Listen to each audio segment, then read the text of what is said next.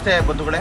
ನಿನ್ನೆ ಏನು ಹೇಮಾವತಿ ನಾಲಾ ಸಂಘಟನೆ ವತಿಯಿಂದ ಹೋಗಿ ಚಾನಲ್ ವೀಕ್ಷಣೆ ಮಾಡಿದ್ವಿ. ಅದರಲ್ಲಿ ಕೆಲಸ ಇನ್ನೂ ತುಂಬ ಆಗಬೇಕಂತ ಇತ್ತು. ಇನ್ನು ಅದರಲ್ಲಿ ನಾವು ಆ ನಿಟ್ಟಿನಲ್ಲಿ ನಾವು 5ನೇ ತಾರೀಕು ಒಂದು ಹೋರಾಟ ಮಾಡೋಣ ಅಂತೇಳಿ ಚರ್ಚೆ ಮಾಡಿ ಸಂಘಟನೆಯವ್ರಿಗೆಲ್ಲ ವಿಷಯ ತಿಳಿಸಿ ಒಂದು 5ನೇ ತಾರೀಕು ಹೋರಾಟದ ರೂಪರೇಷೆಗಳನ್ನು ರೆಡಿ ಮಾಡ್ತಾಯಿದ್ವಿ.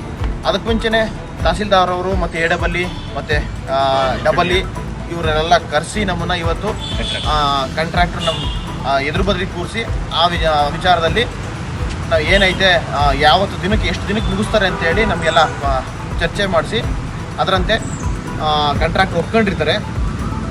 ಇನ್ನು 15 ದಿನಕ್ಕೆ ಪ್ರತಿ 15 ದಿನಕ್ಕೆ ಒಂದು ಸಲ ಮೀಟಿಂಗ್ ಮಾಡ್ತೀವಿ.